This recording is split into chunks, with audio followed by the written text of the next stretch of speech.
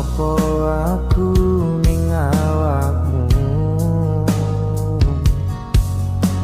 Teko-tekone kowe larani aku. Tresno sing gemati iki tulus nganti tekan ati, nanging segampang kuwi kowe blenjani. Yo wes aku tak ngalah, tak ikhlas nih kowe karo